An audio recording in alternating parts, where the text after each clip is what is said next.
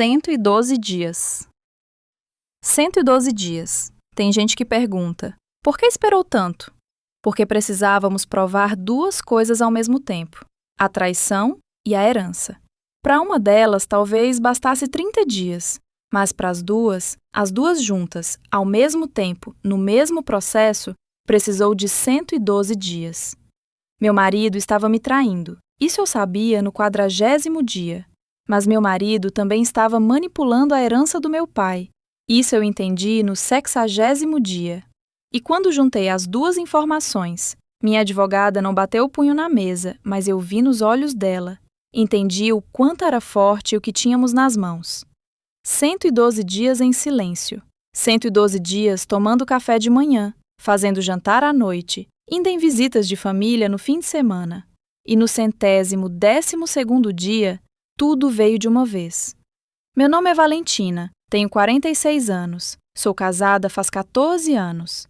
Conheci meu marido Eduardo num jantar de família, por conhecidos em comum. Alguém do círculo de negócios do meu pai tinha trazido ele. O Eduardo era bonito, falante, engraçado. Naquela noite foi a pessoa mais animada da mesa. Meu pai gostou do Eduardo imediatamente. Isso era importante, porque meu pai não gostava de qualquer um. A gente casou. O Eduardo começou a trabalhar como consultor na empresa do meu pai, a convite dele. Com o tempo, assumiu mais responsabilidades. A confiança foi crescendo. Eu também era feliz. A família estava junta, tudo estava no lugar. 2 anos atrás, meu pai ficou doente. Coração. Sério, mas controlável. Remédios, consultas, mudança de rotina. O Eduardo foi muito presente nesse período. Às vezes, era ele quem levava meu pai ao médico, quem buscava os remédios, quem acompanhava os resultados dos exames. Cuido do meu sogro como se fosse meu próprio pai, ele dizia. Eu acreditava, porque parecia verdade. O 40º dia veio primeiro. O Eduardo tinha voltado de uma viagem de negócios. Quando eu abri a mala dele, por acidente, sem querer, um bilhetinho caiu. Número de quarto de hotel, data e um nome. Nome de mulher. Eu não conhecia. Naquela noite não falei nada para o Eduardo, mas não dormi. No dia seguinte, o Eduardo foi trabalhar. Eu liguei para o hotel. Nessa data, vocês tinham uma hóspede com esse nome? Eu disse. Não podemos informar, disse o atendente. Normal. Era a resposta que eu esperava. Mas naquele mesmo dia, pesquisei o nome nas redes sociais. Achei. Era alguém da empresa do Eduardo, jovem, do departamento de marketing. Nas 2 semanas seguintes, observei os hábitos do Eduardo com o celular. Mensagens tardias, celular levado para o banheiro, tela apagando de repente. Tudo familiar. No 40º dia eu sabia, mas naquele dia aconteceu outra coisa também. Fui visitar meu pai. Meu pai estava cansado, mais do que o normal. Tá bem, pai? Eu disse. Tô, ele disse. O Eduardo veio ontem, me fez assinar uns documentos. Parei. Que documentos? Coisa da empresa. O Eduardo está cuidando disso agora. Eu confio nele. Naquela noite, voltei para casa. Não perguntei nada para o Eduardo, mas dentro de mim tinha uma sensação fria, diferente da traição, mais profunda. No 60º dia, entendi o que era aquela sensação. Liguei para o advogado da família, o advogado do meu pai, a pessoa com quem ele trabalhava fazia 10 anos. Nos últimos meses, meu pai assinou algum documento? Eu disse. Um silêncio longo. Valentina, disse o advogado devagar. Preciso falar com você pessoalmente. A gente se encontrou. Ele contou. Desde que meu pai tinha ficado doente, em 2 anos, o Eduardo tinha preparado procurações e documentos de transferência que davam a ele poderes amplos sobre as cotas do meu pai na empresa. Meu pai tinha assinado, achando que eram coisas da empresa. Meu pai não sabia exatamente o que estava assinando. O Eduardo sabia. Isso é legal? Eu disse.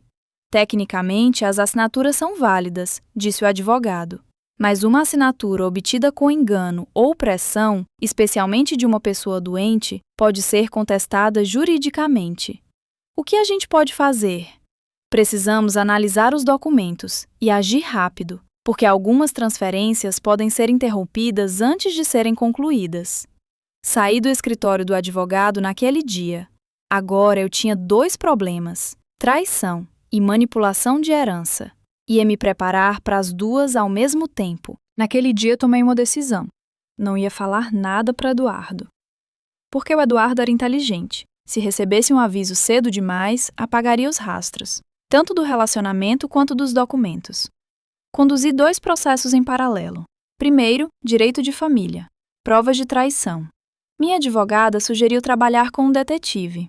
Por 3 semanas, o Eduardo foi acompanhado nas terças e quintas à noite, as noites que ele chamava de jantar de negócios. Na 7ª terça, no 80º dia, as fotos chegaram, nítidas, com data e hora, o Eduardo e aquela mulher. O primeiro estava completo. Segundo, direito de herança, cancelamento dos documentos. O advogado da família e a especialista em direito sucessório que eu tinha contratado trabalharam juntos. Os documentos que o pai tinha assinado foram analisados, um por um.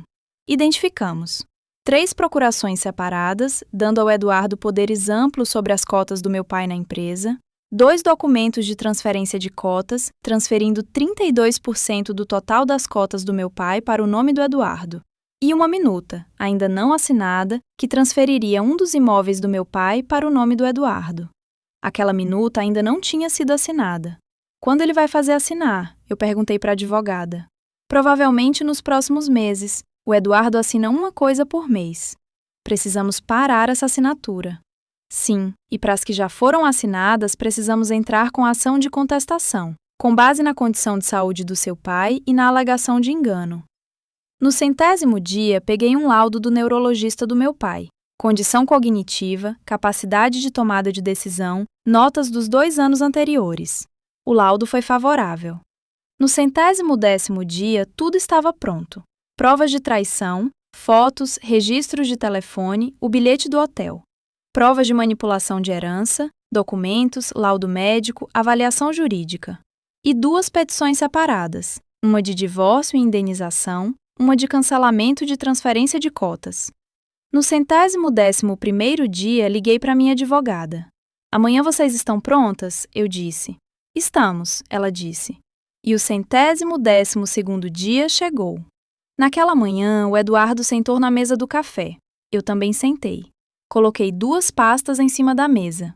O que é isso? Ele disse. Abre, eu disse. Abriu a primeira pasta. Provas de traição. Fotos, o bilhete do hotel, resumo dos registros de telefone. Fechou. Me olhou. Valentina. Abre a segunda também, eu disse. Abriu a segunda pasta.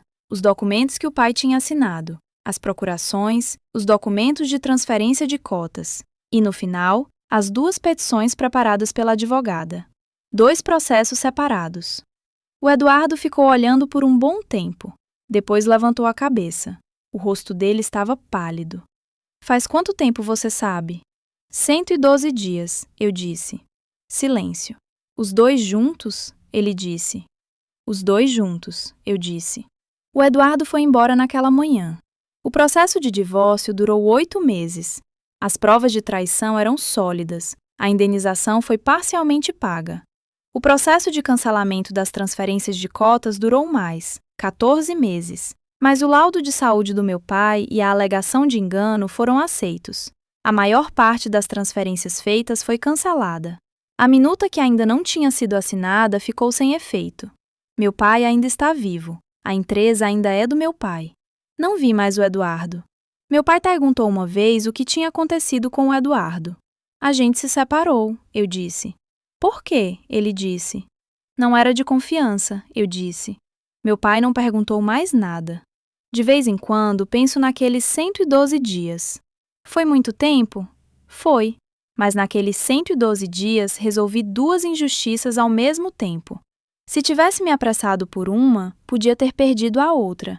Tive paciência pelas 2 e consegui as 2.